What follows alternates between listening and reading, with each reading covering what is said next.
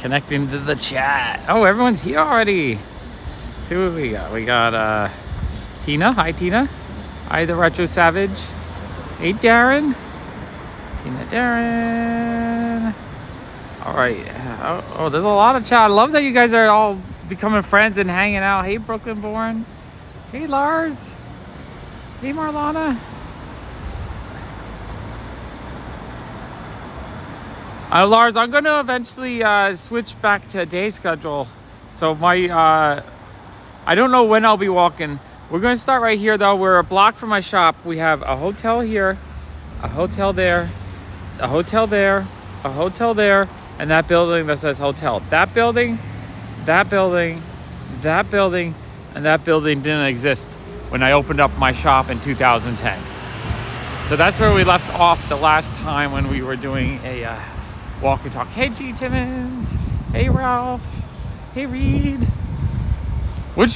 Reed, were you the one who kept looking at the hotel building? I forget. Someone was obsessed with the hot building. So that's what but yeah, it's crazy to me that, also, I'm feeling some drops. It's supposed to start raining any minute now, so I got my umbrella. Ooh, not looking forward to rain again. I feel like my voice is still hoarse from all the rain over the weekend. It's gonna be a nice night though, but yeah, we're getting a little bit, I'm feeling the raindrops right now on my face a little bit. It's about 51 degrees out, so it's still a little chilly. Oh, I don't want to walk by the water, so let me see if I can zoom in. Wait, can I zoom in? See if we can zoom in. Right there, Empire State Building tonight is a full-on rainbow color. That's kind of cool. So you guys can let me know what the full-on rainbow Empire State Building represents tonight. We're doing all our normal... oh, there's my face. Hello, my YouTube friend. We're going for a walk. Okay. Flipping the cameras. This app doesn't work really good for flipping cameras. Oh, holy crap. That car is zooming. Traffic's... what the heck? Okay, a little bit crazy traffic night. A little bit crazy traffic night. Did I miss anyone? I think I got everyone. So welcome in.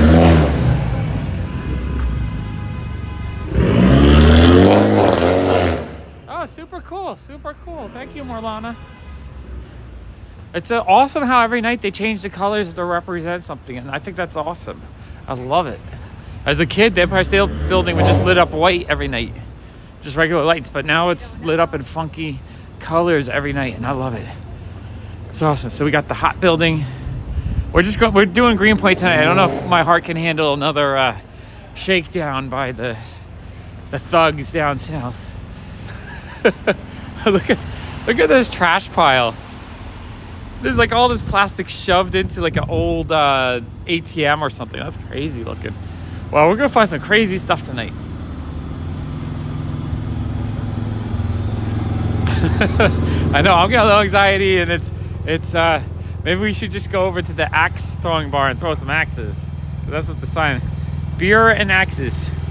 Like a bar with axes that people throw just sounds like terrifying to me. Let's do an axe. Oh, that's in your head. Sorry. Oh, quick cross. Okay. Woo. Street candy for the win. Exactly. Hey, Jason. All right, so we're starting out strong. We're already at 19 people. I love starting out a stream strong like this. This is amazing. I have to say the comic stream tonight was so much fun. I had so much fun showing off comics, honestly. Showing the 2 mangas that I've read in the last couple months I absolutely love. That was really fun sharing with you guys. I want to do that more often, actually. I need to find more mangas to read, though, because manga is my favorite format to read. Just because, as I was saying, I love storytelling that's done through pictures more than the words. And try and keep up with everyone. I think I said hi, Eric. Hey, Joe. I'm not sure if I saw you come in. Oh, I'm starting to get rained on. Okay, good thing I brought an umbrella. Umbrella time. Wow, it's such a rainy spring. I think almost every night it's been raining or threatening rain. Yeah, The drifting classroom is it's open. Oh, sweet. Okay, the park's been closed on the roof, but let's do a nighttime park walk up the stairs. It's open tonight. Sweet. Maybe something's going on. Yeah, the drifting classroom is such a fun story. It's a good survival horror tale. I like survival tales. Survival sci-fi, survival horror. My favorite genre. It is fun. I love the park up here. It's so gorgeous up here. So we'll walk around here a little bit. How cool is this? Oh, all the flowers are starting to go though. The flowers have already bloomed. Yeah, the ice cream sign is super dope. You guys hear the little hint of rain falling? There's that building I always walk through that I love. It's windy up here though. Got advertisements.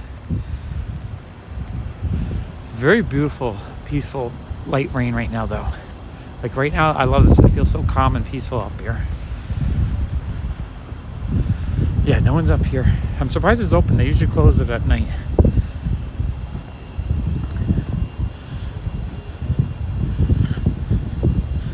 The name sounds very familiar. What books did they draw or write?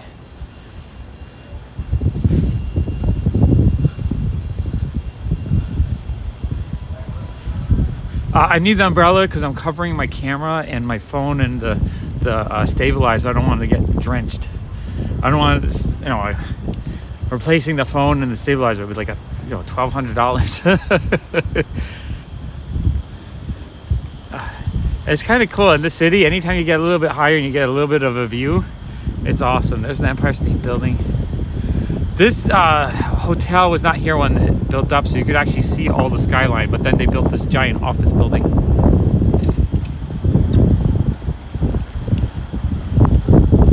Yeah, it's like an old air trailer that they turned into an ice cream spot, which is cool. This is where we come on the 4th of July to watch fireworks. We come up here and then you can kind of see them right above there a little bit. Alright, I gotta adjust. It's getting windy. My ears are starting to get cold. I gotta adjust my hat, cover my ears. Whew, this is gonna be a wet walk tonight, I think. And it's only raining for about an hour and a half, which is the exact length of my walk.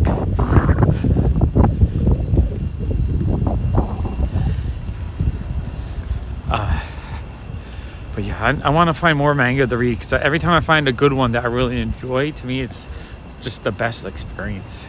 I mean, I enjoy reading regular American comics too. I just don't read them as often because a lot of them are just very wordy and more about the dialogue and less about the drawing. So I'd love finding a good American comic that also has beautiful artwork inside. Probably a crane. Yeah, I would assume that they use the crane to lift it up. In fact, there's probably cranes on the side of the building right now that they use to, or there's always cranes in the neighborhood to do artwork. I think it's not this building. It's one of these buildings is a crane that's always there painting the side of the building. Yeah, it's a cool little like under area here though. I like it down here. It looks super neat. They sometimes set up little mini golf courses right around here too. Got music playing, so this part of the audio is probably going to get messed up later. Let's see. Yeah, I think we actually passed the spot where they do the big ad each month. I do as well, so I'm going to start maybe looking up more manga I want to read. I mean, Akira is a fantastic manga. I love the drawing. Anything that Otomo, the guy who drew Akira, any of his manga is really good, actually.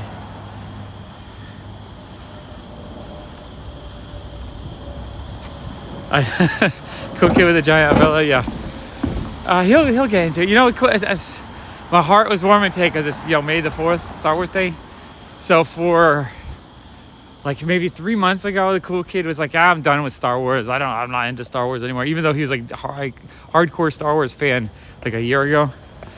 But then Star Wars came back to Fortnite and he had to buy all the skins and he's watching episode 3 tonight and that's his favorite. He's all back into it again. Cool kid is back into Star Wars. Warms my heart because I love Star Wars myself. Man, I don't. I really need to see Guardians of the Galaxy. Don't spoil it. I know a couple of you guys have seen it, and it sounds like it's getting amazing reviews, which I'm hyped up about. I'm so happy it's doing well. I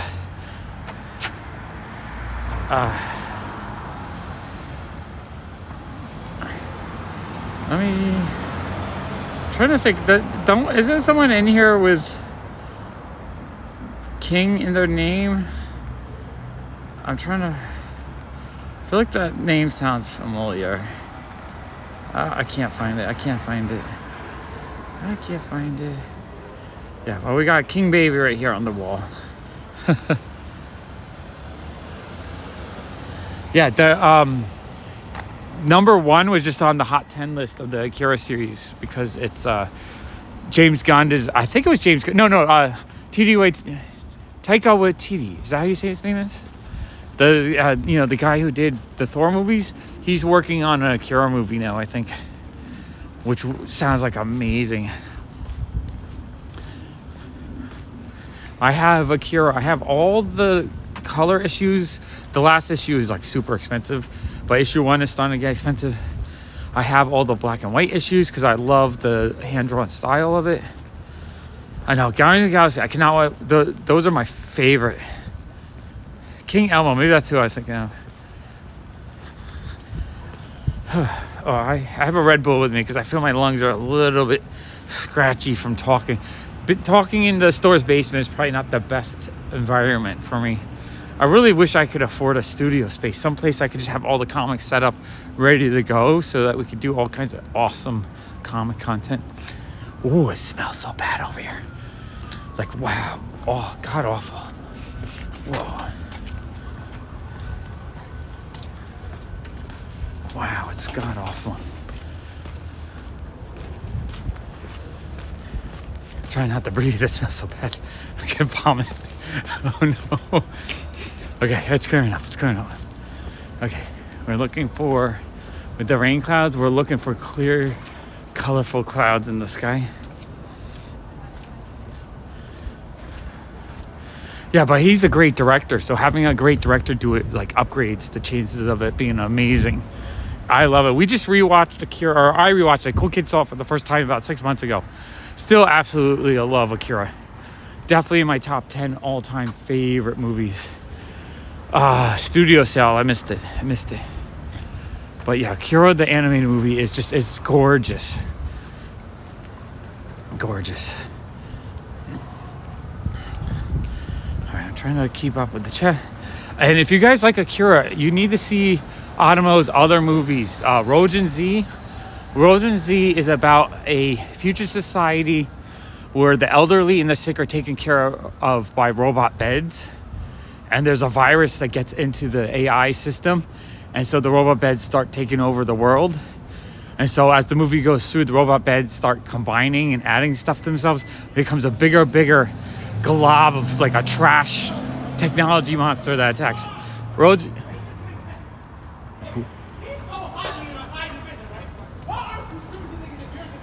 People are arguing. Okay, let's get out of here quick. Just like last night, when you hear craziness, start walking faster. Walk a lot faster. Oh, second night in a row, it feels a little bit unsafe out. Those are just two people having a little domestic fight, probably, let's guess. Yeah, Rojin Z. I love Rojin Z. Such a great anime. It is fun and it's beautiful. And then the Memories collection, it's 3 short animes. There's 3 of them. Part 1 is about a couple astronauts in outer space and they find like a derelict, dilapidated space station or something like that. It's kind of cool. The second one I absolutely love. It's called Stink Bomb.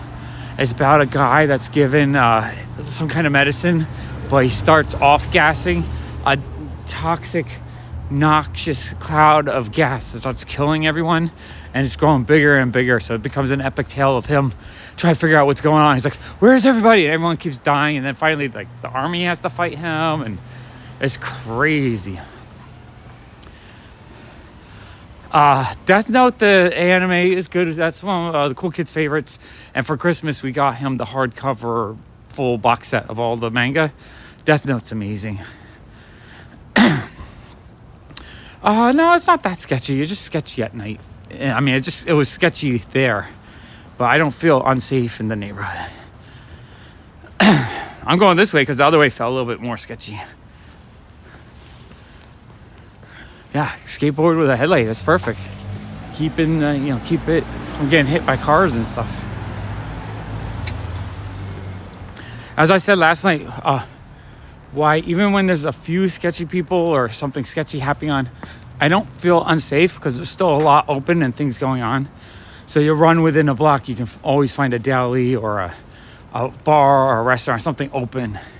So there's places to go where there's people. So it's easier to get help if something's bad happening, if there's a place to run to. It's not like it's, completely desolate with nothing open. Like right now across the street, that deli's open. And then over there across the street, that deli's open. Over here, this diner's still open. There's like a lot of things open late at night. And there's a lot of traffic. It's hard to do terrible things when there's 20 or 30 people driving right by you. You're a big audience. Okay, we're going to loop around on Manhattan. That's why I'm coming over. Yeah, see this diner's wide open. Could come in and get a bite right now. Stay safe. And then, okay, so the Memories shorts, absolutely one of my all-time favorites. So the second one's Stink Bomb. And then the third one is is it Katsuhiro Otama? Like Hayao Akira? He does the third one. And the third one is about a society of people that live in constant combat, where every single house is a cannon or some kind of like turret. And that's where they live. They live in this whole society where every building's a weapon. And it's really interesting. Yeah, I just ate a giant salad before I left. So tonight is not a food night. But there's a taqueria over there. I can show you some of the restaurants.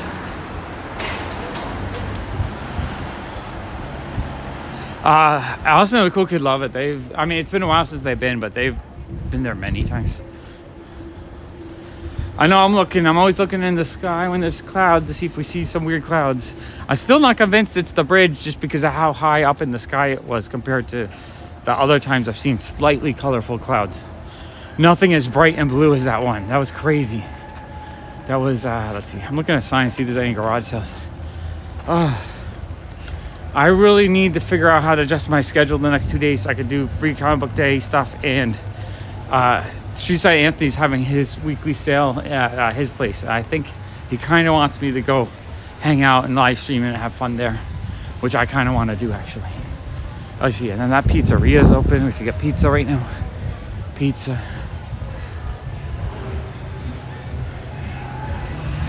That restaurant right there is hopping. That diner's in Canada, I think. It's supposed to be the neighborhood, but there's nothing in that show that says Williamsburg. It looks like a completely different place. I did love Two Broke Girls, though. I got all the jokes because Two Broke Girls was, based on my neighborhood, so I totally got everything in there. But that was back when the neighborhood was more hipster. It's all gentrified now. It's not anywhere near as hipster as it was back then.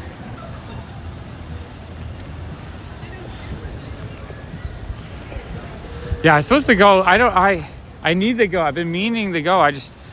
My sleep, I haven't been up during the day. I keep waking up later and later in the day.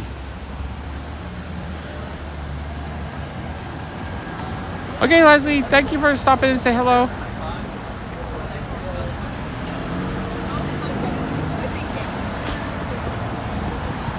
Oh, is it really, Ted? Oh, cool.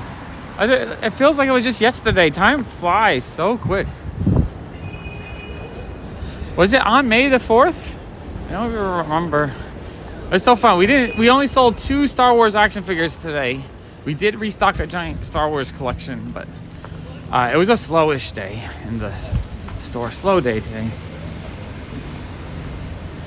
Oh, ice cream shop. I think that's an ice cream shop there. That's open. Okay. There's just a lot of stuff open right now.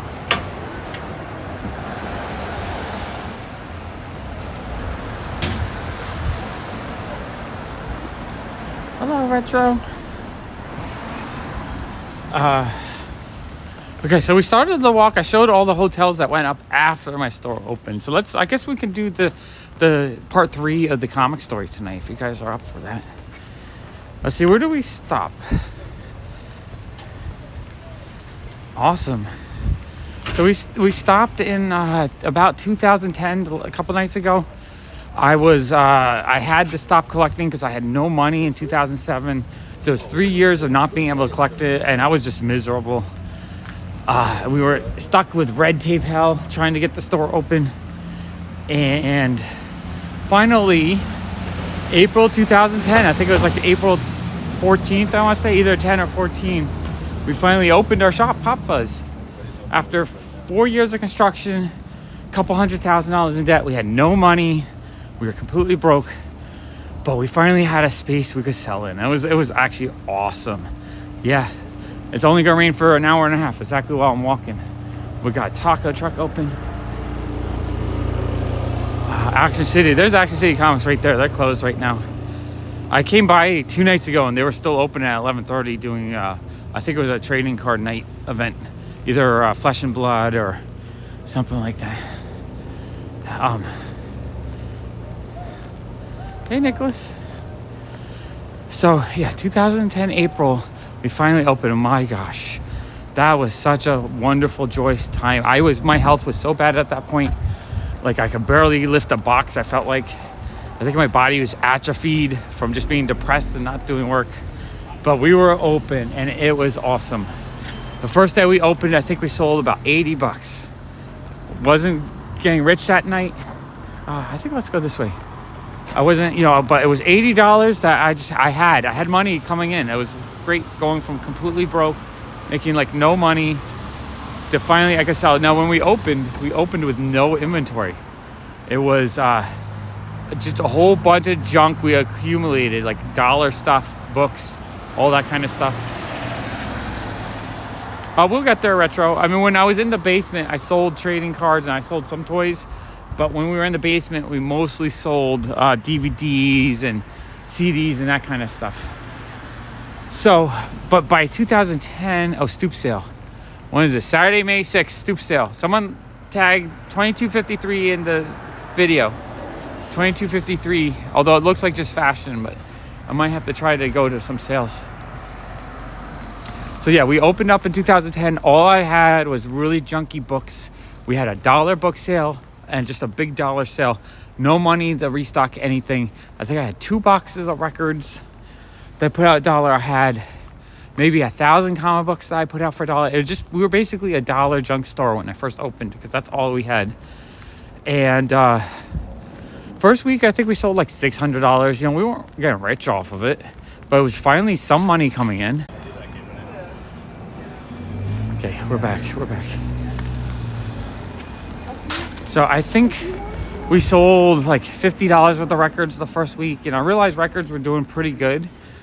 So we opened in April. I think by June, I was like, I really need to find some more records because we were almost selling out.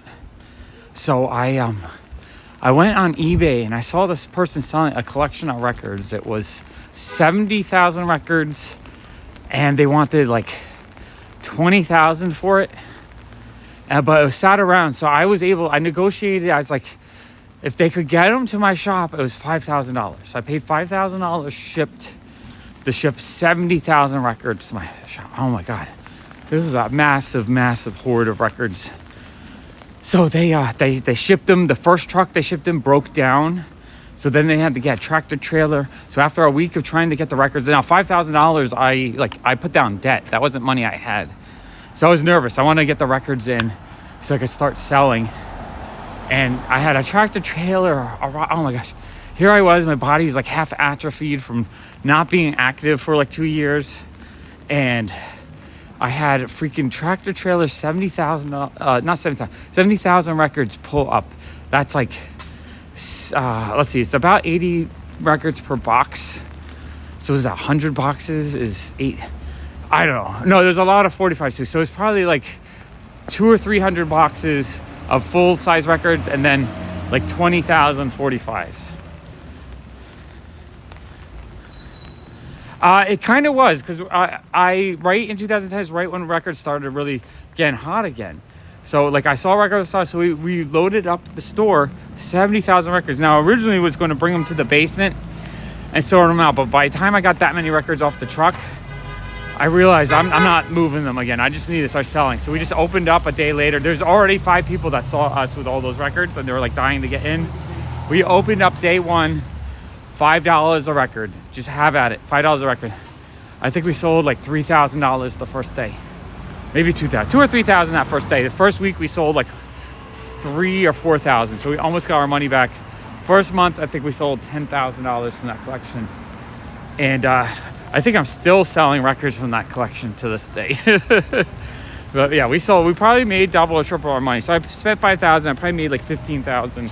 But at the time, this was before I started valuing records. So at $5, I was selling Beatles records, Rolling Stones, all kinds of really good records for $5. There's a lot of easy listening that didn't sell so well. I remember the first day there was a guy that was like a record vendor. He wanted to pay $1.50. He's like, dude, you only paid 10 cents a record. Sell me some for $1.50. I was like, I can't, because when you buy a big collection like that, it's not about how much you paid per record. It's about how much you paid total and getting to even. I said, once I got even, I could start talking some deals. So yeah, that was crazy. Like since then, I've never had a tractor trailer full of records show up at my shop. So that was the first, April, May, that was June. So we sold like 2 months of that, June, July, August, September. So we were selling, and I started trying to get some trading cards in there. It's not rent control. We just have, it's something I don't want to exactly say, but we have a really good price. Our rent is stabilized, but not because of law, but because of connections, let's say. So so in October, my friend, I'm selling records well, so I'm looking for more records. My friend Jim, he tells me, because my friend Jim sells at record conventions, so he sells CDs mostly. And he tells me, he's like, yeah, I met a guy at the show. He ran a record store in the 1990s. But he closed down, he filled up his living room and his garage, and then he needs to get rid of it. He's moving to Florida. So I think there's probably about 20,000 records there, I want to say. But this was good records and cassettes. This is good stuff. So there's a box of 100 David Bowie, a box of 100 Led Zeppelin, a box of 100 King Crimson. And so my friend Jim was like, I just didn't want the CDs. You can buy all the records. I think he bought the whole collection. It was going to be $1,500. So basically, I paid the $1,500. So he got his CDs for free, or maybe he paid a couple $100. I got all the records and cassette tapes, and all King Crimson, Led Zeppelin, all really good 70s progressive rock, hard rock. It was an amazing collection of stuff. It was basically a time capsule of mid-90s record store. So I got those and I did really well, but I was still selling them only for $5 each. I didn't start upselling them yet, just because at that point I was getting so many records, I just wanted to blow them out. So I'd pull out a box of David Bowie a week after. Why didn't you bring it out last week? Literally so 80 David Bowie records, boom, 80, $400 at $5 a piece, they blew out. So that collection also had a lot of cassette tapes. So that's some of the cassette tapes I was selling on Whatnot. I sold $1,000 worth of cassette tapes from that collection 2 months ago. So I'm still making money 12, 13 years later. That's how good that collection was. It's just because I didn't go through the whole thing. I still have, in the store's basement, I think there's 20,000 records down there. Nothing too exciting, but stuff I need to pull out and try to get rid of. So at that point, we were pretty much a record store, just like a junk pop culture record store. We were selling some comic books, but we only had dollar comic books. I pretty much sold everything. And at that point, people would bring in a box of Spawn 100 copies. I'm like, what am I? Nickel each, 10 cents each. One guy sold me a whole box of Beatles records. He also had a whole box of Silver Age Marvel comics that I didn't buy because I wasn't comfortable buying them at the time. And I kind of regret that because I don't know what was in there. yeah, records still are a pretty good chunk of my sales. Not as good as it was though. Like I showed today on the comic stream, I only sold like $5 worth of records today, but $15 worth of Beanie Babies. That's how crazy how these things change. Honestly, throughout my whole history, what I sell changes every few years just because what people want changes. It's kind of hard to, when you're in pop culture, it's hard to have a business that just has the same thing for very long. Especially in today's climate when technology and everything changes so often. Let me think. So comics were cheap. 2010, I did do a lot of Second Life stuff. So I was doing fashion. So I got really into fashion at Second Life from like 2008 to 2010. So that's one way I was making a little bit of money. So, all right, we cut out. I'm not sure how much we lost. So I was doing Second Life for a few years in like 2008 to 2010. That's one way I was making maybe $1,000 a month. Just doing fashion clothing and stuff in there. I would paint in Photoshop. So I got really good Photoshop skills. So I was kind of into fashion a lot in 2010. So the first thing I remember, like I started collecting Ziggy again, of course. That was like the first thing. I asked permission with Allison. I was like, can I start buying some Ziggy? And she said yes. And like the veil of the universe opened up and my happiness came back because not being able to collect really just took it out. Oh no, we're losing it. Where was I? I keep looking at the screen. I see we're disconnected. But yeah, so in 2010, finally, like that summer, I started collecting Ziggy again a little bit. Allison gave me permission after I had not collected for 4 years. So I found, the veil of the universe opened up. I found my joy again because I loved the collecting. Without being able to collect, it really took my soul away. And then that summer, I wanted to start collecting fashion dolls. Allison is wonderful. Allison's my rock. Without her, I don't know where I would be.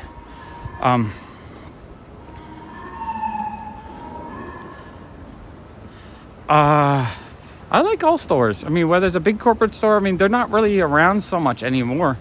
New York City has lost so many of their big, giant music stores. Honestly, I'm just happy with any kind of pop culture store, whether it's a big corporate one or a little mom and pop one. I just want them to still exist. It makes me sad when they just disappear. They're not around anymore.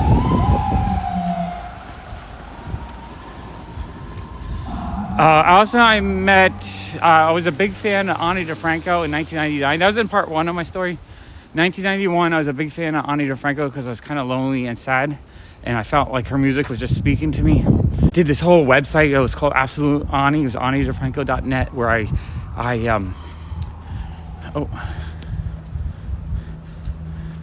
I'm disconnected.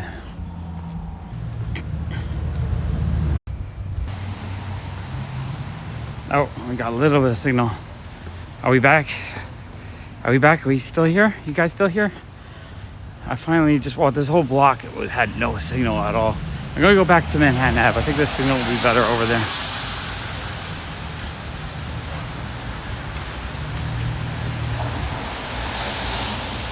You guys just let me know if we're back. Okay, sweet.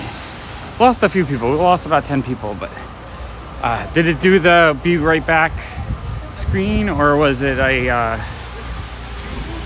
okay, who asked me about how I met Allison? Oh, Melody, are you still here?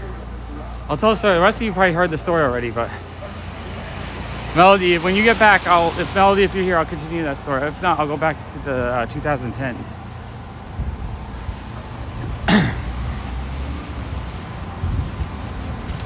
I think Melody jumped out for a second. We're gonna just walk down Manhattan. Spinning Arrow. Okay, I'm just curious how it handles. Okay, because I just it breaks my heart a little bit when I lose the audience because it's so much fun just having an audience to talk to. But all you guys are still here, so I appreciate that. Okay, I'm gonna go this way. Okay, we got McDonald's. We got Starbucks. This is where Eric used to go waiting for his wife or girlfriend at the time. You'd hang out at this Starbucks right here. Oh, Melody. Okay, so yeah, it was 1998.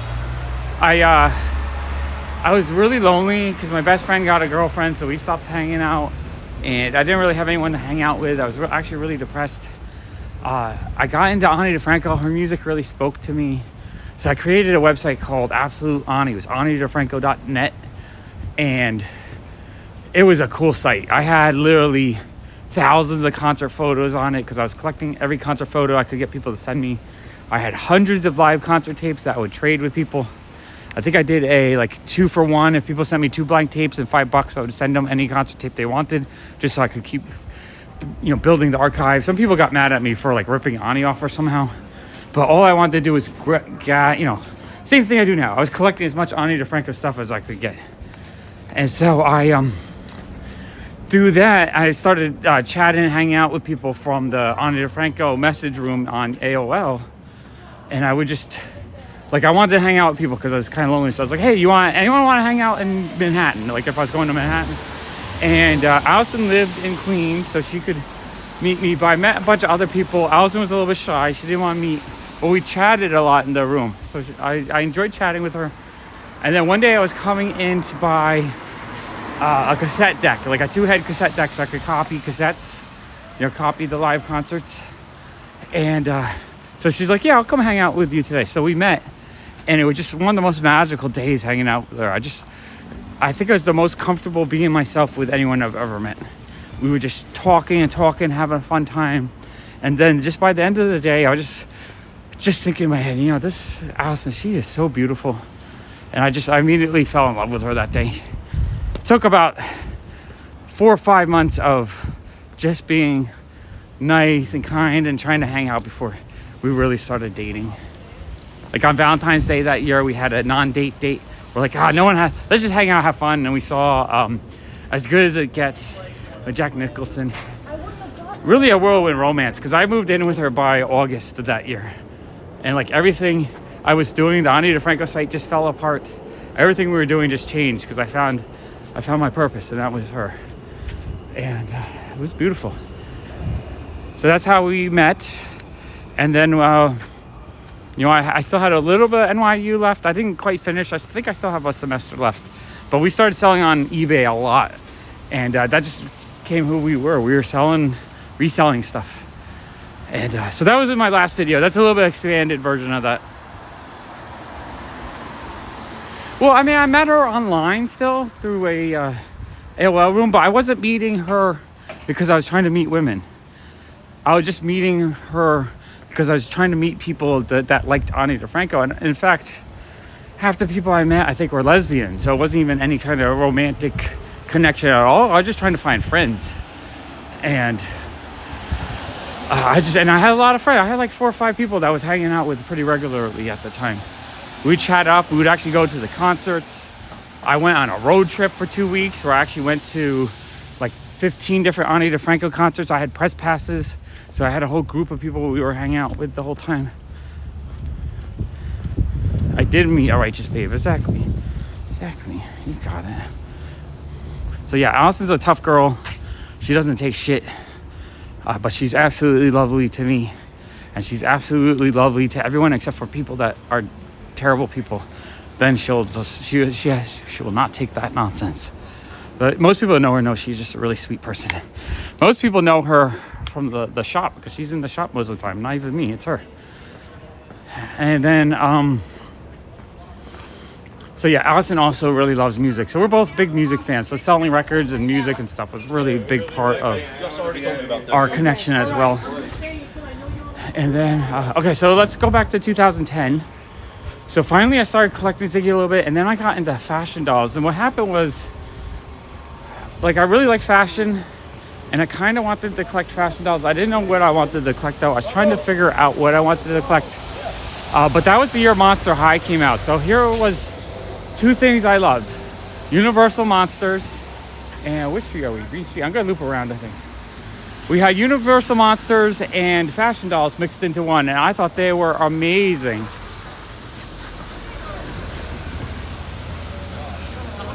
Yeah, it really is hard to find someone who you really just enjoy with, that has your back, that like is with you on the good days and the bad days. That's a good friend. A good friend will be there no matter what. They just enjoy your company. They're like family, basically. So I got into Monster High really hard. I got to the point where within 6 months, we had a Mattel account. I was ordering them by the case. I was selling them. Oh, I missed the garage sale. And I was keeping a random case here or there too. And I have 2 to 7 of every single Monster High doll from 2010 to 2016. Many of which are hundreds, if not thousands of dollars each. That's probably a $100,000 to $200,000 collection now. And that's why I tell a lot of people with collecting and value, like people want to know how I make money. It's because I collect things that go up in value.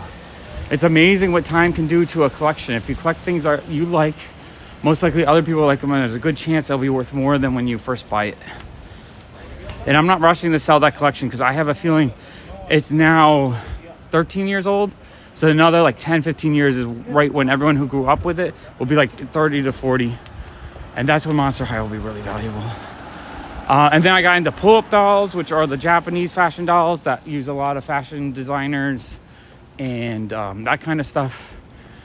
So that I was buying those, and then I started buying and selling those too. So I'd buy 10, keep 1, buy 10, and before you knew it, I had like 400 or 500 of those.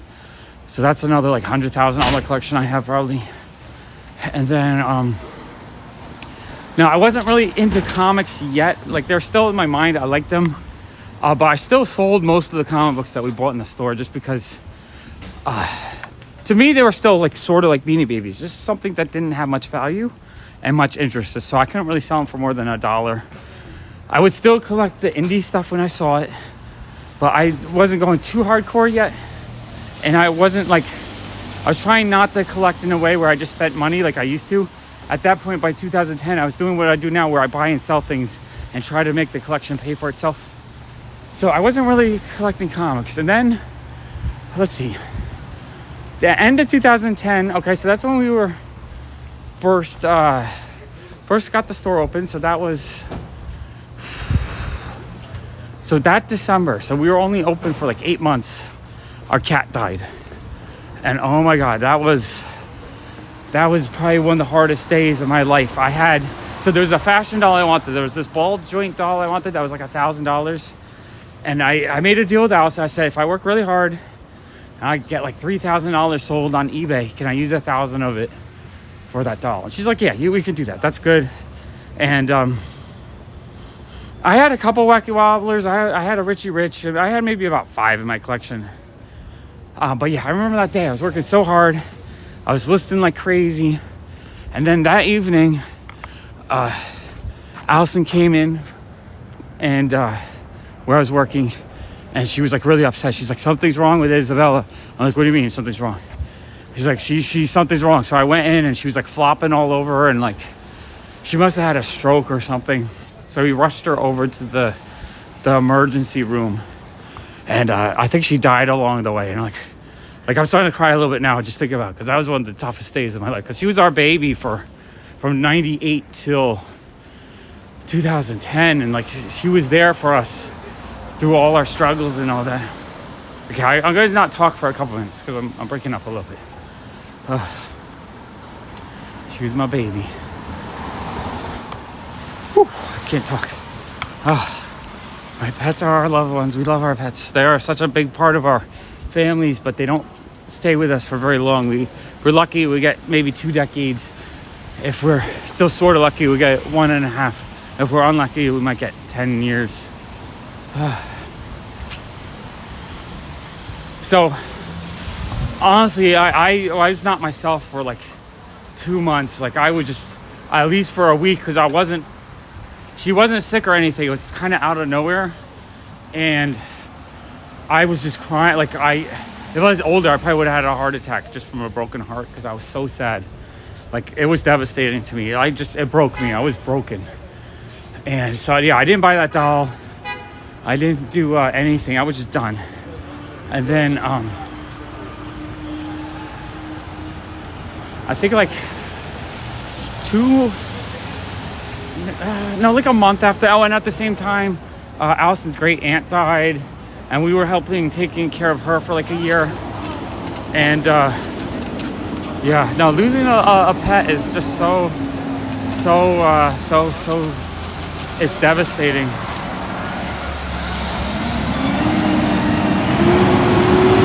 Sweet candy, chocolate, sweet candy.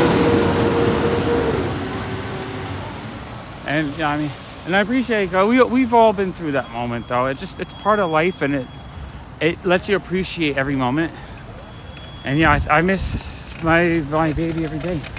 I definitely do. And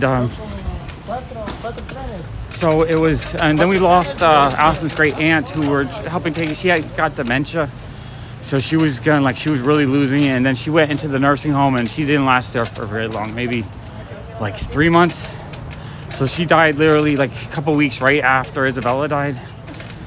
And so we were broken. We were devastated. And then I would say maybe a month later, we were talking about should we get another cat. And I kind of started saying, you know what? Oh, I'm breaking up a little bit, but I said I didn't want another cat until our baby wanted a cat. So Allison was pregnant like a month later. One of the most beautiful.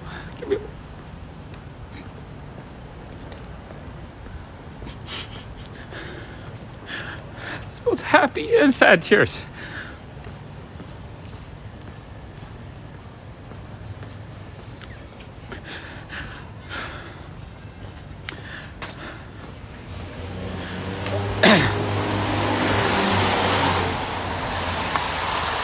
Such an emotional time.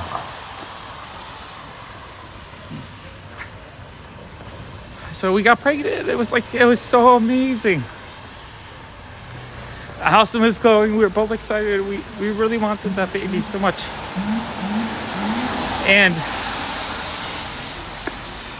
9 months later, we had a cool kid in our life.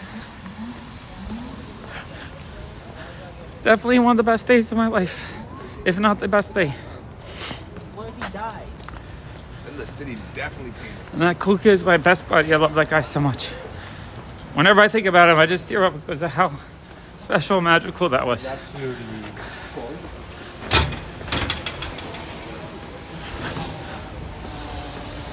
So yeah, he was a little kid who got to grow up in a record store, got to dig through piles of records, make them into forts, knock over piles of DVDs and not get mad at it because it was fun. And I know tears are a great thing. It's wonderful to share your stories, whether it's a sad moment or the most beautiful moment. And yeah, he's a beautiful miracle for us. And like, life is just different. Before kids, you think of life one way, and then after kids, like, things are so much different. You know, I mean, you think of how you have your love towards your parents, but that's like only a small fraction of the love that you can have towards your children. Like, I can't even explain the difference. It's so big. So he's allergic to cats. He's never said he wanted a cat. And but he did want a fish. He wanted a fish so badly. He started telling us stories of Jerry the fish, this magical fish that would go through portals. And so every like, for a few weeks, he kept on talking about this fish. So for his birthday, his grandma bought him a fun little fish tank, and we got Jerry the fish, and he was with us for about 1.5 years. Interesting, Jerry disappeared real quick after like a couple weeks, but I cleaned out that shit-filled water for 1.5 years straight. He was a cute little red betta fish. Yeah, this is where I get to talk and share myself, share my stories. If I'm mad, I can be mad. If I'm happy, I'm happy. If I'm sad, I'm sad. And I get to just hang out with you guys, and I really appreciate that. That's something I don't really have on the main channel. Anytime I start opening up, people would complain about it, and it would just take a little bit out of my soul. So I lost appreciation. We're here, you guys are just giving me all hugs and Jerry the jitterfish. Yeah, it was good. I felt bad because I didn't clean his tank often enough. I should have cleaned it more. And then when he died, Cuckoo was ready to experience the flush moment. He was waiting for that flush moment so he could have the full fish experience. So yeah, betas are really nice, and they're easy to take care of. They don't really need much, just food, and you gotta clean their water occasionally because they do pound the crap out of it. We originally got a tank that you would grow stuff on top of it to kind of help clean the water, but it didn't work very well. And we also had 2 snails, but Jerry would eat the tentacles off the snails, so they didn't last very long. So I don't know. I've been kind of wanting a cat, but in New York City, our apartment's really small. We don't really have room for a cat. So I don't know. I got to figure out something. Cool Kid's also getting big. He needs more space himself. So that's why I'm on a whole journey of I don't have enough space for my collection, and not enough space for our family, and not enough space for a pet. So I'm kind of lost at the moment. That's why I'm just trying to find myself and figure out what we're gonna do. That's why I want this channel. This is why I put so much excitement when I see this channel grow, because I just love the idea. If we get to the point where, let's say we get about 10,000 views each day on this walking channel, that's enough. I could live wherever I want in the world, and I could have the space for the Cool Kid, the space for my collection, the space to do all the things that I want to do.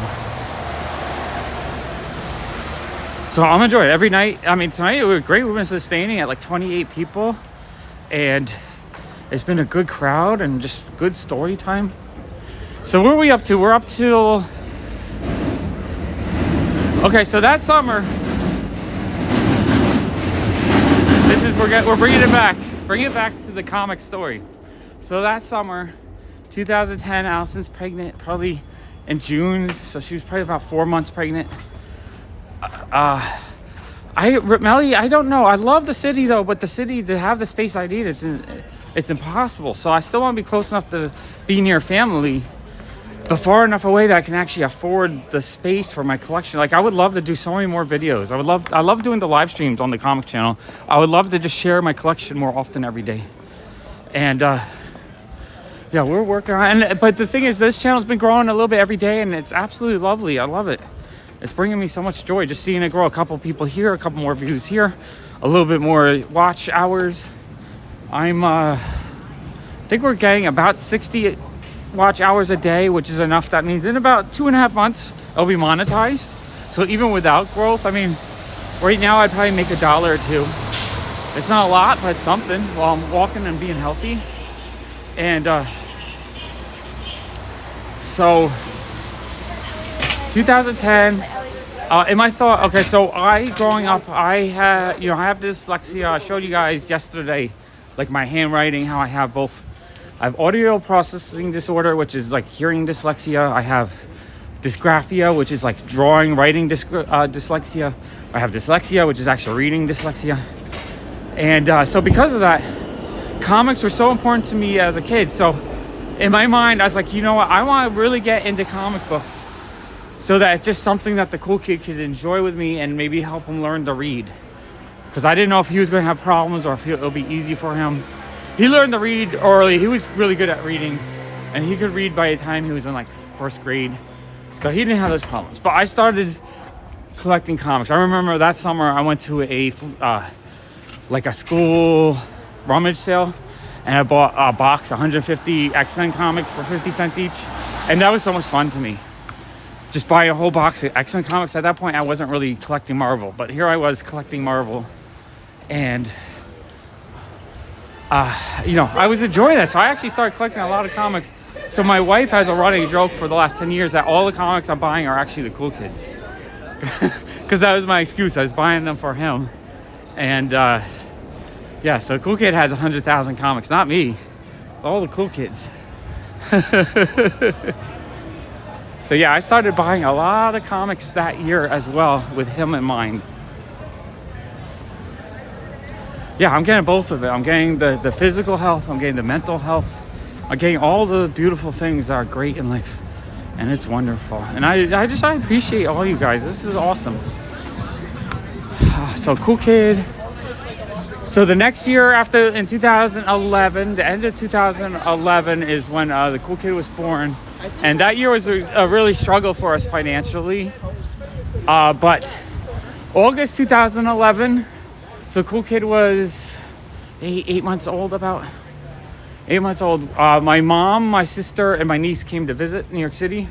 and we hung out for a week. And one of those days, I was looking in Manhattan to find things that looked interesting, and there was a place called the Cartoon Museum. So I thought, oh, let's go check that out. Maybe that would be fun. So we went to the Cartoon Museum. All it was a gift shop in a mall. I thought it was going to be actually a museum. And so my sister was really disappointed, I think.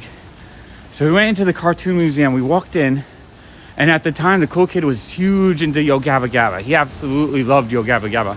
So on the shelf, there was a set of, was it 2000? Oh yeah, 2012. There you go. Hi, Allison. Hi, cool kid. I thought you guys would be sleeping. So yeah, it was the end of 2012. So summer 2012, August 2012. And I walked in, and there's a shelf full of Yo Gabba Gabba Funko Pops. So I grabbed a Broby for the cool kid.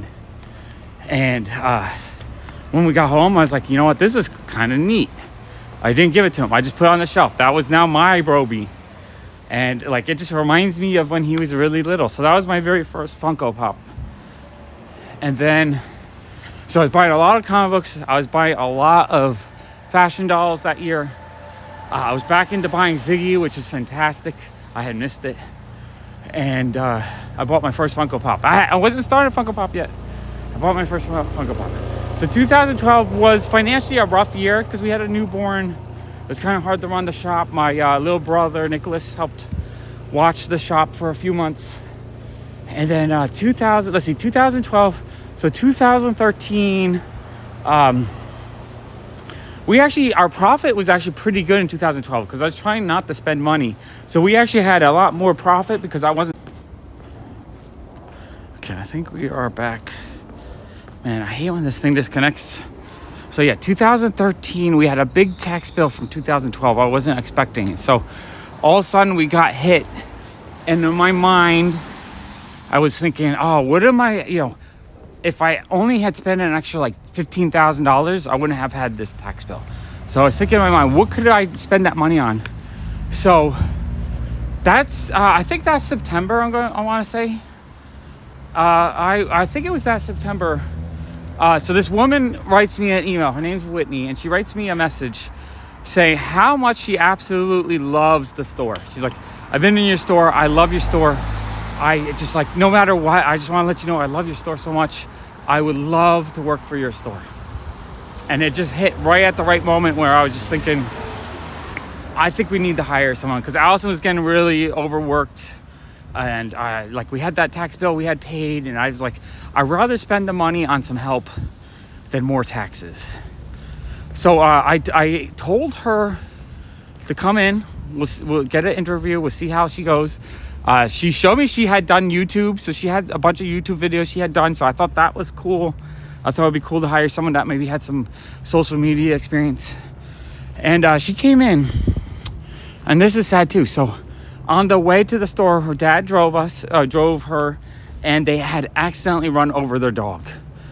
So on the way to PopFuzz, her dog was like killed, and it was devastating, and she was super upset about it, but she was still so happy to be coming into PopFuzz. So I knew that moment it was someone who had just experienced one of the worst tragedies in her life, but she was still so happy to have a chance to work at PopFuzz because she loved the store so much. I'm crying a little bit now again. It's just like, I hired her. I was like, yeah, you're hired. Someone who loved the store as much as we did, I knew we had to hire her. And she is just a beautiful, wonderful person. And she's just another person that I've met in my life that I've always been, like, even from that first day, super comfortable talking with her. We just got along. My quirkiness, she liked it. She got into it. So she clicked with us, and she worked for us from 2013 to 2019, I want to say. Maybe 2018. I think it was 2019, though. And it's wonderful. So she worked in the store. The cool kid, grew up with her. She's the one that, she has the board game store now. And I loved having her in the shop because it felt like it brought a youthful, excited person who loved pop culture as much as I did into the shop. So that was super cool. So that was 2013. So let me think. So she worked, so that was like summer 2013, maybe August. And then, all right, so that year, and then the next year, she joined a thing called Vine. And if you guys remember Vine, the short 6-second app, and she loved it. It was like her passion was Vine, and she got super popular on Vine. I think she got up to 100,000 followers. So she had a lot of the early Vine, like the big Viners would come in for events, and they would come into PopFuzz. So there's like a whole bunch of Vines in PopFuzz. It was super fun and exciting. And then, I think, I want to say end of 2014. Or no, that summer 2014. So she was into Vine a lot, and she started having a little bit of money working for us. I think she made some money from Vine, like some sponsorship stuff. And so she started collecting Funko Pops. She was really into it. She loved them. So I remember that summer. It was early TikTok, but it was only 6 seconds and not like a minute. So it's sort of like TikTok. It's where like Logan and Jake Paul started. I think she met them. And like a lot of people that blew up later, that when they switched over to YouTube, that's where they started. So summer 2007. So I remember Whitney bought the I think it was the glow in the dark Martian Funko Pop. She paid $20 on eBay, and I was just like, didn't that just come out? Isn't that $10? She's like, yeah, but $20 is a good price. And I thought she was crazy overpaying for something that just came out. And so like she started collecting it for like a few months. She was collecting it, and then I think by like November maybe, she bought a Castiel from Supernatural's Hot Topic exclusive pop. She paid $25 for it. I'm like, what are you doing? And so I went, and Hot Topic still had them in stock. I'm like, look, Hot Topic has them. And she's like, oh, I didn't know that. So I ended up buying 10 of them to flip them. I was like, I'm gonna be a flipper. I was like, if people are being crazy. So I bought 10 of that. I bought 10 of the black and white Thor. I bought 10 of the bloody Brianna Tarth. And I bought 10 of the White Raven. I bought all the Hot Topic exclusives. I'm like, this is stupid. People pay stupid money. When I got them, I was like, oh, these are kind of neat. So I kept one of each. I sold the rest on eBay. I probably made double my money on all of them. And at that point, I was like, you know what? I kind of like these. So I had a collection of like 7 pops. And then by early 2015, I was collecting comics. I wasn't going too crazy with comics yet, but I was collecting comics. And then Cool Kid. So 2015. So he's like 4 years old. He falls in love with YouTube. He's watching all the YouTube videos, all the unboxings, everything on YouTube. It just becomes this huge thing that he absolutely loved.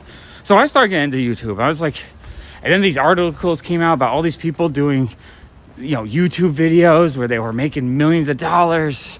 I'm like, that sounded really cool. So at the time, I was watching a lot of comic YouTube. I was watching Mercenaut, Tom Ryan, Lightning, something. And like probably about 5 other. I was watching a lot of video game people like Scott Squatch, his video game sellers I loved. And I was watching Dinky Dana. Dinky Dana would do flea market hauls every weekend. And so this was fun. So I think it was the end of January. You can look on the comic channel to see when I posted the first comic video. But this would have been like January or early February 2015. I did a comic haul. Yeah, it's definitely, that's how life is. Life is just, you go through these things. You go through these things and it makes you strong. It made Allison and I's relationship much better. I think during the housing crisis, when things fell apart and I wasn't collecting, I was miserable, I think our relationship got a little bit weaker. But then the loss of Isabella and then the birth of our son, and like our relationship got really strong. And it's good. Sometimes you need to have some of the worst things to happen to you to make the best things better and make you appreciate it all. And then, so I posted that first comic video. It's still on YouTube. I leave it up. I like leaving up early YouTubes because you know what? YouTube it's everyone who starts can suck, and it's okay to suck. Because when you first start, no one's watching. Hey, John. So I always tell people, like, how do I start YouTube? I always say, just do it. Just post the video. It's okay to be terrible. Just try to make each one you do a little bit better, and you get the experience and you get better at it. So I have my first Comic Haul videos up there. I posted like 4 of them, I think. And I enjoyed them, but they got no views. I think 5 views, 2 views, 8 views. So after like a week of doing that, I'm like, I can't do this. I was very demotivated. But then I was seeing those articles on the toy people, and the cool kid was into toys. So I was like, okay, let me try to do a toy channel instead. So I created Pop Fun to Play. That's why it's called Pop Fun to Play, because it's supposed to be pop culture and playing with toys. So it's more of like a kids channel than what it became. Pop Fun to Play. And the very first video I did was a Lego video. It was a Star Wars Lego. I brought my love of Star Wars, my love of Lego, and I did a Lego video. And it got no views. 4 views, 2 views. No, it's one argument between 2 dudes on the side street, so I kind of avoided it. Yeah, Jason, just go to the comic channel, sort it by the oldest videos, and you can see me just showing some comics. It's still an okay video. They're not terrible, but they're not great. But I love that they're on there because it's my history. And lots of people coming out of the subway. It's a busy night for transportation. Do we go in the subway? Nah, I don't want to go up. Yeah, just keep doing it. Even if it's not doing a lot, you don't have to do every day. Do it once a week. Do it once a month. Do it whenever you feel like doing it. And then with time, you can build an audience. Because what you're doing when you first start YouTube, your first experience, it's like college. You're educating yourself on how to be comfortable on a channel, how to be comfortable talking to people, how to be comfortable to edit. When you first start, it's a learning experience. It's all about just getting better. All you have to do is try to do a little bit better each time. And then the more you do it, the better you get. Then your audience will grow with your ability to make good videos. So by the time you're pretty good at making videos, you'll have people to watch it. All right, good night, Jason. Thank you so much for hanging out. That was awesome. Man, this hour went by so quick. This is the quick. I'm just telling so many stories tonight. Story time is fun. So let's see. My first video was a Lego video. Second video on the toy channel was... I don't remember. It would have been another. It might have been like unboxing some like little mini toys or something. You're very welcome. I always say just make videos. Just do it for the fun and do it as a learning experience, and just try to make each one a little bit better. If you improve by 1%, after 100 videos, you'll be twice as good. After 1,000 videos, you'll be a master. You know how they say 10,000 hours to become a master? Well, you have to do 10,000 hours to get there. Most people are not a master when they start. Yeah, I'm on the spectrum, so I'm like a natural born introvert. The last thing I want to do is be hanging out with people. That's like, it feels so awkward to me. This is a lot easier for me just talking to you guys through chat. So, let's see, I did that. And then I saw this, I remember seeing this one video where this woman, it was like her 3rd video, and she opened up a whole bunch of eggs with toys in them. And that video got like 3 million views. I was like, holy crap. It was like a terrible video. I could not believe how well it did. So, you know what I did? I spent like $300 on eggs, little toys, all that kind of stuff. I'm like, I'm gonna make a stupid egg video too. All right, awesome, Melody. Awesome. So, I bought all these eggs. I spent $300. That video got I spent all this money. That video got like 10 views. And I was just like, this is crap. What am I doing? Right? I thought I was wasting my time. And so then I thought, you know what? I'm enjoying these Funko Pop things. There wasn't any popularity in them. There's only like 1 or 2 channels that kind of did them. So I was like, you know what? Let me do a video where I just show my Funko Pops. So you look on the channel, it's like the 4th or 5th video. I just show, I didn't want to show my face or talk. I just showed my 30 or so Funko Pops I had at the time. I unboxed them, put music to it. No, I actually didn't even have music. I didn't know how to add music to a video yet. It was a music free. It was just sped up the sound of me showing the pops. Kind of terrible video. That video got 500 views. All of a sudden, instead of doing videos where I got like 4 views, 8 views, 10 views, I had a video that got 500 views. I could not believe that. That was amazing to me. So I gotta readjust this. Readjust. So then I was like, okay, Funko Pops. I could do Funko Pops because I like them. They're all about, pop culture. They're about things I enjoy. And then I think I posted 1 or 2 more videos and those didn't do well. So I was like demotivated again after having a little bit of success. And then one day I got a case of, Monster High Mega Block figures. And I was thinking, it was for the store. I was going to price them out. I was like, let me just do a quick video. Let me show these. It's something I could do. It didn't cost me any money. I spent stupid money doing the other videos. And so I made a video just showing that case. And that video got like 1,000 views in the first few weeks. And it continues to still get views. I think now it's had like 100,000 views over time. But at the time, it was amazing. All of a sudden, I had this video that was getting views, and it kept getting views. So, exactly. You get to hang out with me all night as we walk through the neighborhood and we check out fun things. We can look at some kind of food court or bar here. I don't know. Sometimes you can find amazing stuff. I can't wait to be walking in the day a little bit because I'm loving the nighttime, but I think I need to switch back to daytime soon because my sleep schedule is cycling a bit again. So, I remember I did that Monster High video, and it did really well.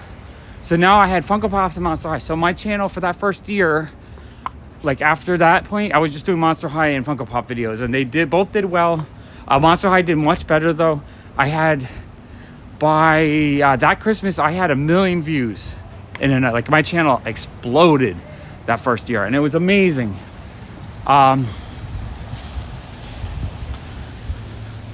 Yeah, no, Pops are dead right now, and I'm having a time. I can't even get Pop videos that really do very well anymore. You gotta find something else that you love, because honestly, you should just focus on the things you enjoy, and the audience will find you more than anything. So, trying to think. It was great, and I wasn't really showing my face yet. I was too nervous and shy. I don't even think I was talking very much. I think the next year in the spring, after that whirlwind Christmas where it was amazing, that spring it died down again. So I had to figure, I think I made $100 that December too. So I was making a little teeny bit of money on YouTube. So that was kind of neat. Then I think 2016, I think is when I decided to start doing comic videos on that channel. Just because that's really where my passion was. I was starting to really enjoy comic collecting.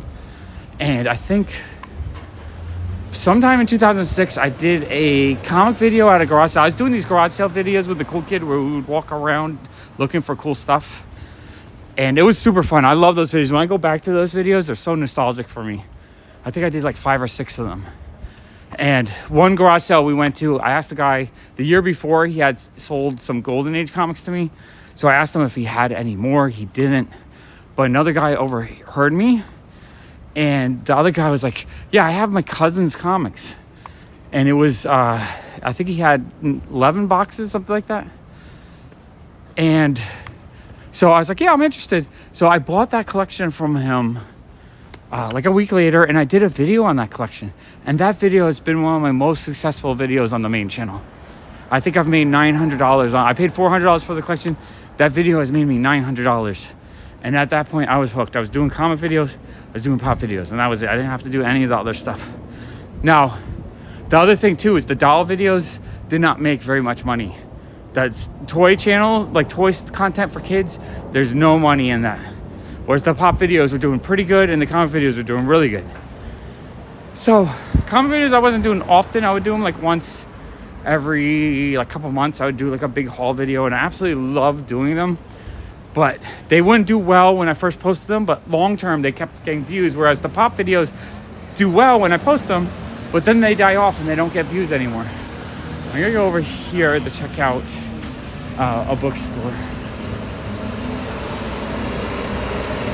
Oh, you know what? It's not raining anymore. I can take this off.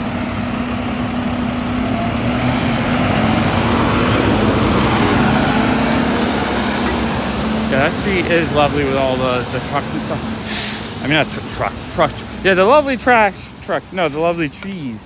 Lovely trees. Okay. Yeah, 2016, I did some comic videos. I did pop video. I think what was happening was I was doing a mix of, I would call them like how to collect videos. And I was doing videos where I'd show a little bit of comic books and a little bit of pops, and I kind of mashed it all up. And then eventually it became like Funko Pop mega hauls and comic mega hauls. And I also think in 2016 was at the point where I did one video where I was doing my little hauls and someone contacted me to see if I wanted to buy stuff. Oh, you know what it was?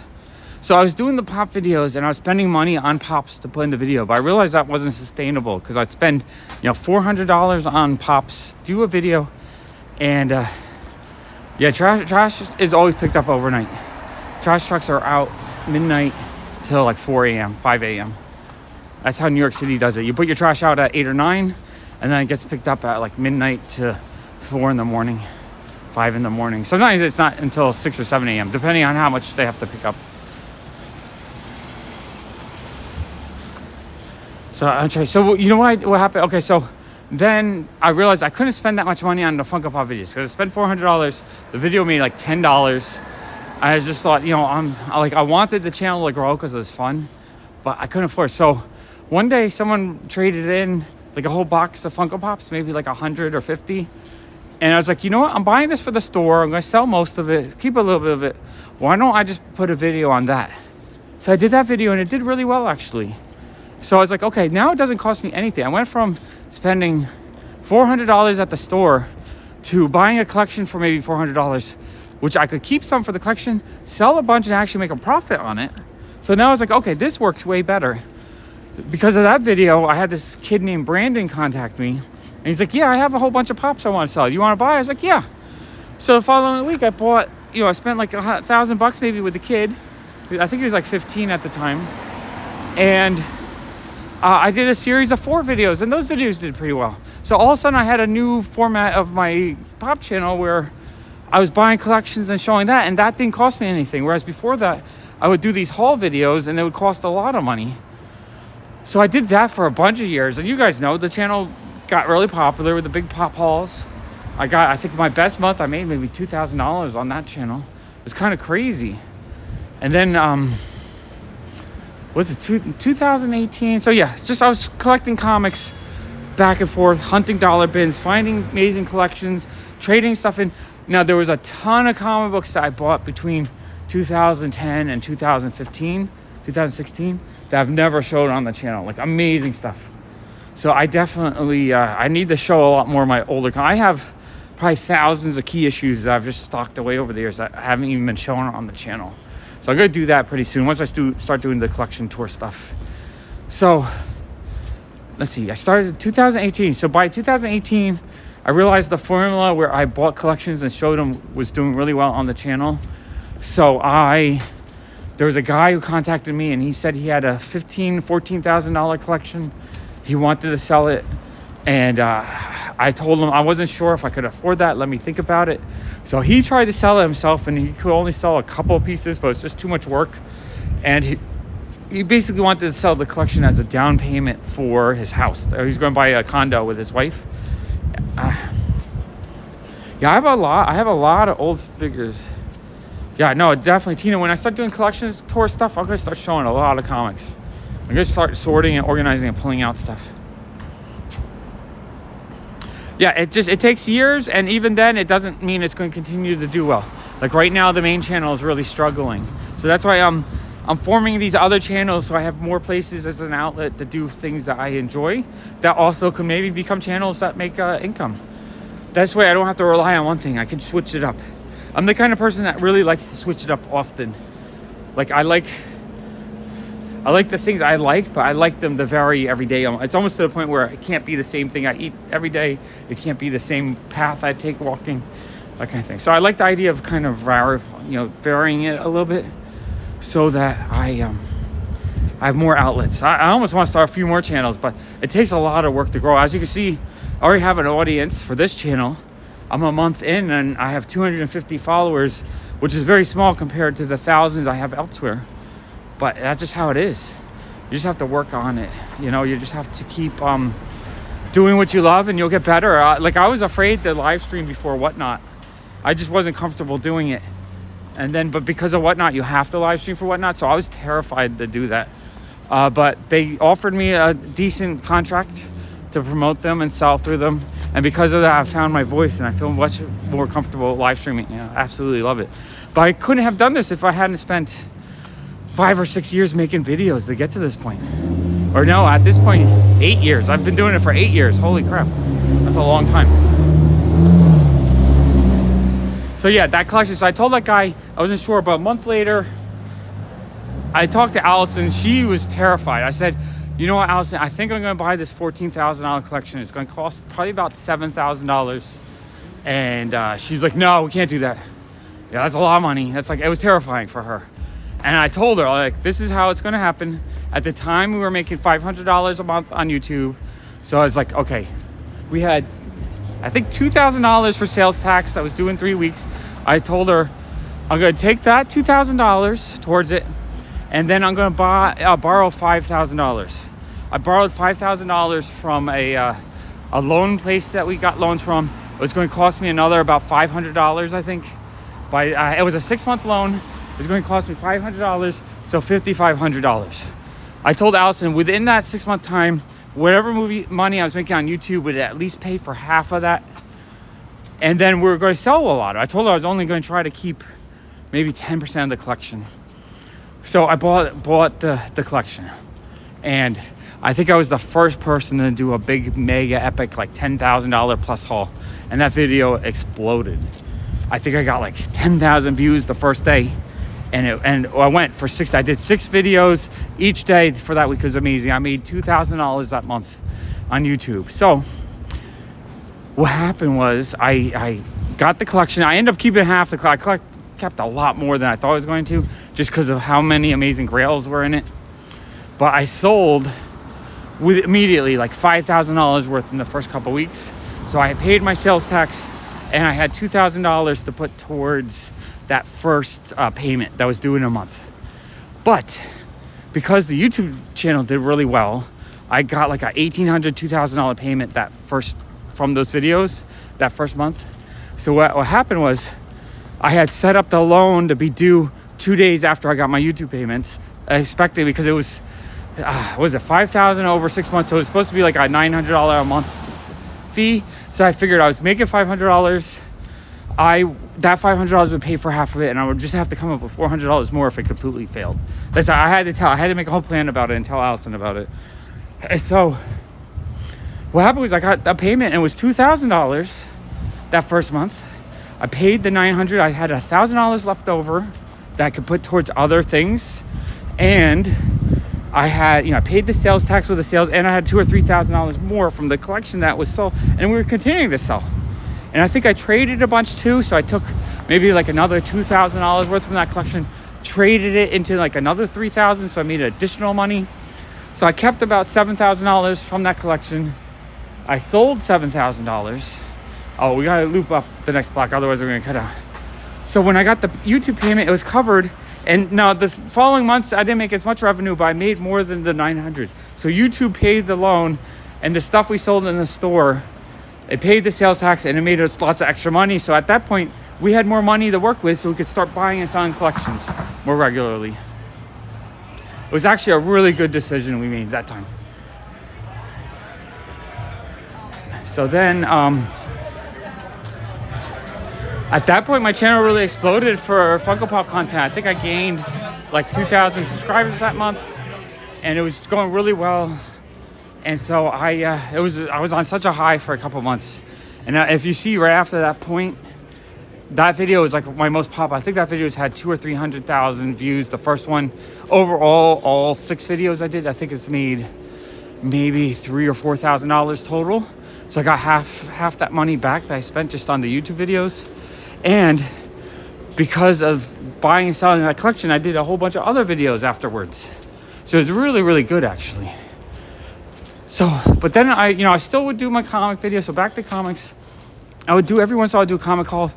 The thing with the comic hauls is those videos continue to do well to this day. it's one of those things where all the old time comic calls still are making me like $5 a month. So I have like 5 or 6 of them that just keep going. And I think that's why I decided to start continue the comic channel separately, because every time I do a comic video, it would kill the Pop Fun to Play channel, but those videos continue to do well. So that's why, you know, what was it, a year and a half, 2 years ago now, I started to just make pop comics a thing. And it's been slow. It hasn't really grown that as fast as I would like. And the Pop Fun or the Pop Comics videos don't do quite as well as the comic videos on the old channel. But I'm having a lot more fun there, and I feel like I can just do comic content and be really happy about it. So it's making a lot less money, but I think my happiness levels are higher. And now I just have to figure out what to do with the main channel, because that thing is dying. It's pretty much dead at this point. Every time I post content there, it barely gets watched. So I guess that's good news, because you guys get to walk around with me and let me tell you my stories on here and the popcorn. Like, I'm putting a lot more effort into these other channels, which I'm actually having a ton of fun. Whew. So where we go? We're at like 2018, I think.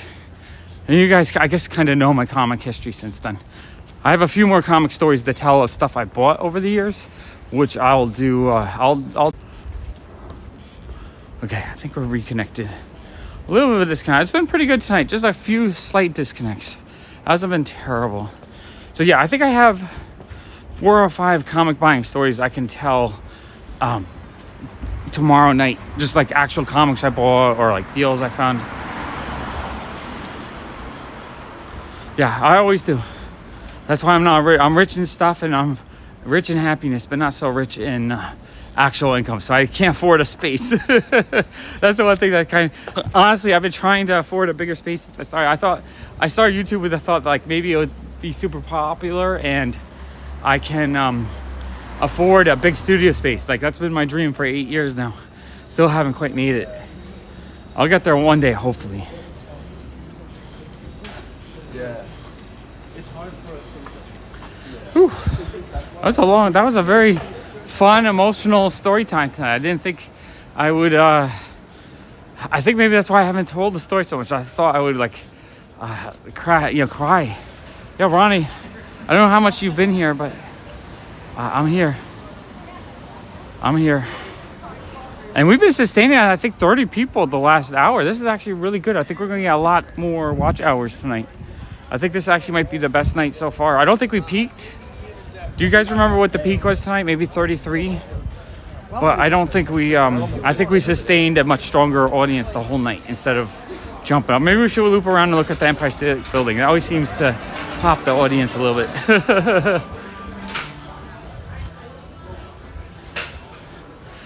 So I showed that I only sold $3 worth of comics today. I sold $7 worth of records, $15 of Beanie Babies, $150 worth of Funko Pops, and a couple. Like, I don't even know what I want to sell right now because comics don't sell that well for me. I actually end up doing a lot more comic trading than selling. So I'm really not sure. I'm kind of up in the air, kind of confused as to what I want to do with the story, because I hate buying pops right now because I feel like they're not selling well enough, and I have to offer really low prices, and I feel like I'm ripping people off. And like, some people are okay. They're like, yeah, I just need to get rid of them. Other people get really mad at me because I'm only offering like $2 a pop or something. And I just I don't like dealing with that confrontation.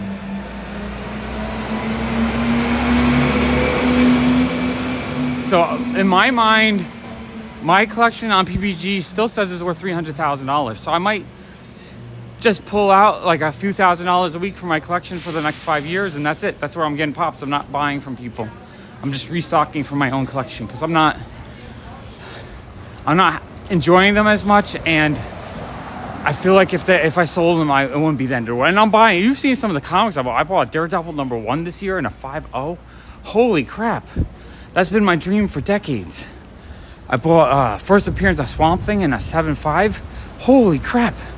I never thought I'd own a decent grade on that. I thought I was gonna have a beat up half coverless one. I bought Silver Surfer 4 this year. Like, the amount of big Grail and semi Grail, I bought a bunch of $500 books. I feel like I've been buying so many just because I've been selling off my pops. So I almost feel like I want to continue that because the grails are bringing me so much more joy than the pops. And I've been mostly just selling the cheap pops. So I might just pull out a lot more of the $10 to $30 pops and just hold on to the really rare ones. So if I ever do rebuild that collection or rebuild that channel, I have a foundation where I have the rarest 1,000 pops still. Yeah, exactly. I don't think a lot of places are selling or buying pops at all because there's so many and everyone is overstocked. Like we cleared out the marble shelf. We realized we had sold 2 shelves full of marble. So they've been selling slowly. Just like the more I'm selling on Whatnot too, the Whatnot ones don't make me any profit. I'm selling them for so cheap. So I'm not sure. I would probably go from Action Comics 2 up just because number 1 is so expensive. Although I think if I sold everything I owned, I could probably get like a 3.5 Action Comics one. Well, the hardest problem is I've been trying to decide the ones I really want to keep, and it ends up like when I hit the Harry Potter collection, I was like, I broke my heart a little bit. I was like, I don't want to sell any of these, even though there's some $10 ones. And so I like stuff like that. It made it so I had to stop for a while because it was too much. But now I feel like the last few months I've been enjoying the comic channel so much that I feel like I want, and I've been enjoying just like buying as many comics as I want when I find great deals. I've been thinking, you know, I need to just sell more pops. Because the enjoyment I'm getting out of buying like these amazing autographed comics, one-of-a-kind comics, beautiful variant comics, or like old comics, golden age comics, variant comics, the joy I'm getting out of that far outweighs the joy of owning some pops. All right. Where are we at? 134? Oh, you know, I was going to drink a Red Bull to help my lungs, and I completely forgot. Oh, no, I did drink no, I didn't drink it. I'm going to drink that now. I feel like my lungs are getting a little bit funky. It's been a good night. This has been a fantastic, beautiful walk.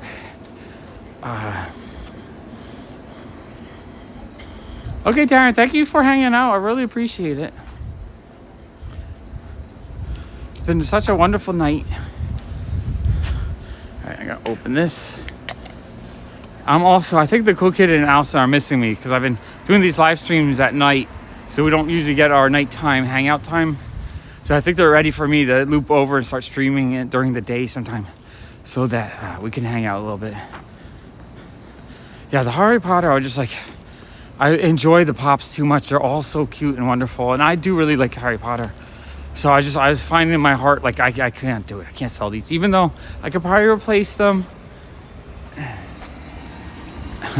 This is funny. Someone graffiti. Even if you stayed, I'd miss you at 7 Souls Deep. 2427. That's crazy.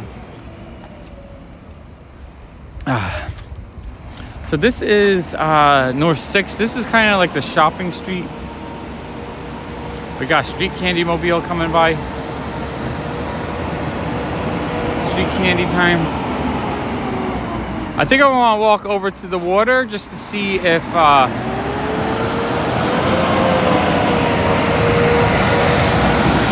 yeah, that's what I was thinking. But even the 2012 to 14 ones, those ones are still pretty common and cheap. So I don't know, like the really expensive ones I have all of them. I have a complete set up until like a year or two ago. So the Luna where she's wearing the glasses, that one's amazing. That's kind of an expensive one. That's the one I would keep first, I think, because that's one of my top 10 favorites. But I don't know, just even the thought now, like I'm getting anxiety thinking like, which ones do I get rid of? Whereas when I first started the Unknown Haul series, it was really easy to get rid of the stuff I was keeping just to break the record, like sports stuff and maybe like some stuff I don't enjoy. It's just when I started hitting the stuff I enjoy, it gets hard. I do have one other big batch of stuff I gotta go through, maybe like 50 boxes, so 1,500 pops. That's probably a lot more of the stuff I'm easily able to get rid of. So I think I need to tackle that first, and if I can raise another like 10, 20,000 out of that, that'll keep me doing comic videos for another 6 months maybe. Yeah, we have a good sized grocery store. I've been to a few. The first few nights I was streaming, I actually walked through supermarkets. So tomorrow night, remind me, Melody, tomorrow if you want me to walk through some supermarkets, I can do that. Because that's fun to me. I was even thinking of starting a YouTube channel called The Walking Bread, where I just walk through supermarkets. Yeah, she's awesome. I love the figure. It's just, the design of the figure is awesome.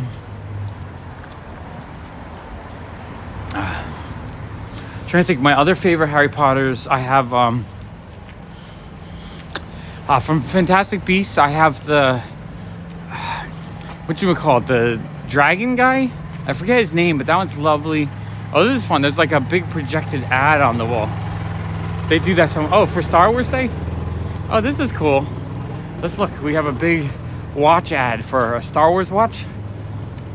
A Fossil watch being broadcast on the wall right now. Big giant broadcast. That is cool. Yeah, we're gonna see cool stuff. Oh, right there. Is that you? No, that's not me. Oh, you didn't notice? Yeah, they're projecting from the truck right there. They're projecting on the wall.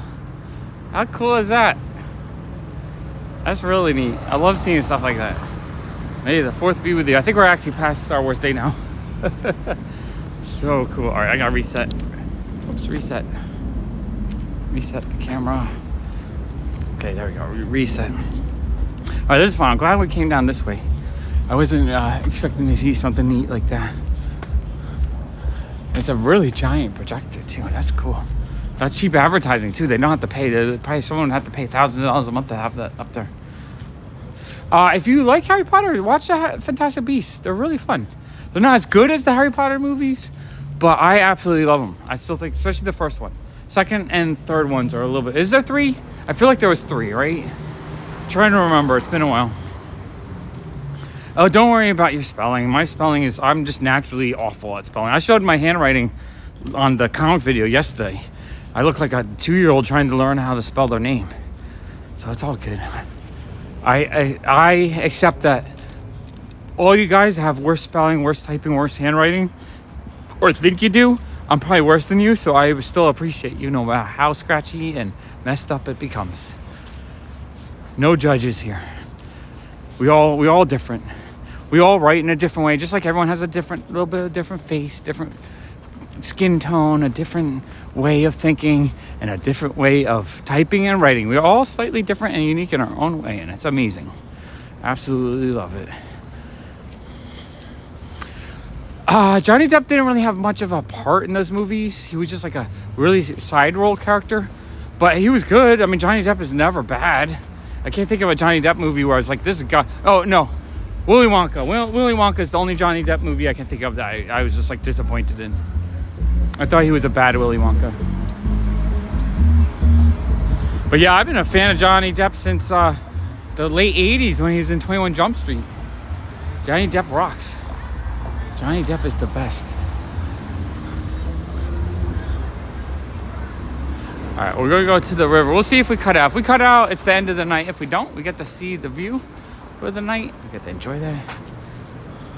Yeah, Willy Wonka is really just, the original one was so good that the remake was like, and it was Tim Burton too. Tim Burton, somewhere in like the 2000s, he got really bad. And for like, I would say 12 years, Tim Burton sucked at making movies. I don't know what happened. Because he went from one of my favorite directors, starting in the mid 80s with Pee Wee Herman, Batman, Beetlejuice, Mars Attacks, second Batman movie, a couple more that I really enjoyed. Then there was that the Devil one with Johnny Depp. Was it In Hell? Was that one? That one was really good. I'm trying to remember. But then he did Planet of the Apes. Planet of the Apes was one of my childhood favorites, and he ruined that one. That one was terrible. I don't know what he was doing. So then he got really bad for like 10 years, I would say. I don't know what happened to him. Then Big Fish was actually pretty good. So he came back, I would say, when is that, 2005? No, so he did that one. That was okay. Not my favorite, but it wasn't as bad as the other ones. But then he did Miss Peregrine's. Oh, Mars Attacks too. Mars Attacks is fantastic. He did, Sleepy Hollow was good. Yeah. Okay, we got a little bit of a connection over here. Yeah, I like Sleepy Hollow a lot. I like that one where he's dealing with the devil.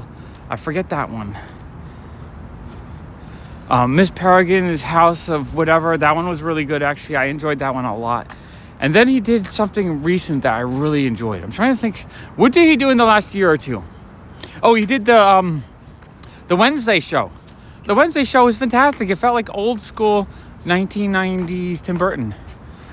That was awesome. It was awesome. I feel like we're getting in and out connection. It's so weird when I was in and out, in and out.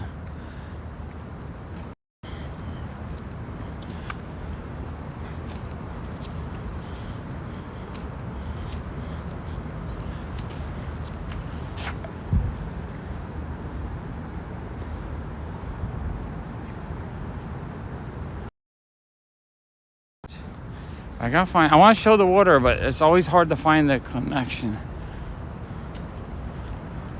All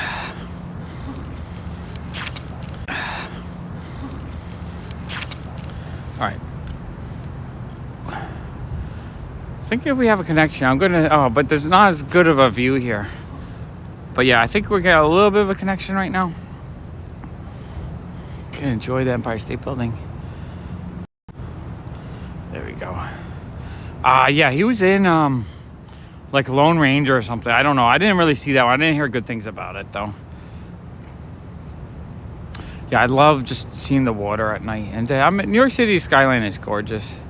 It is so beautiful over here. I could just spend hours just sitting here and relax, hanging out, chatting with you guys. One day I might just do that after my walks, get a stand, and we could just chat for like an hour or two. Just enjoy the view. I wish, like, I'm trying to keep in a spot where I have a signal, because between these giant, there's all these giant over here. There's a whole bunch of giant, apartment buildings that block all the signals. Like, those are all buildings. Oh, you can't really see. Yeah, I'll go back to showing the view. There we go. There's the view. It's gorgeous. Let's see if we can go out on that pier over there. Yeah, that's that era of that Johnny Depp. I mean, not that Tim Burton era is just not as good. Okay, where's the? Yeah, there we go. Go back to there. Now let's go see if we have a signal at the end of the pier. Over here, like where this street opens up right here, I feel like we have a little bit of view, but not a little bit of a connection.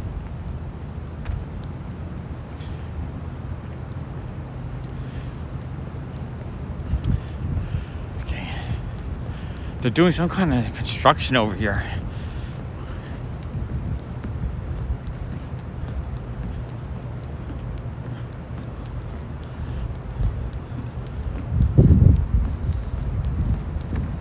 Okay.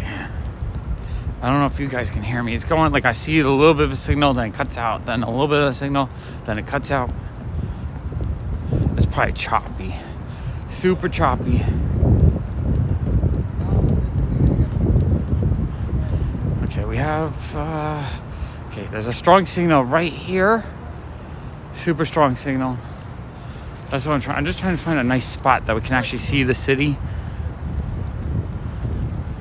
It's always nice to end just on the city. Like after we did our walk, I got my 10,000 steps in. Now we can just enjoy the view, chat a little bit. Oh, that's my face. Wrong camera. That's the ultra wide angle. Ultra wide. Yeah, what I love about the city, although the telephoto doesn't really show the light very good, but what I love about the city is it lights up the clouds. It's so cool looking. Such a beautiful view.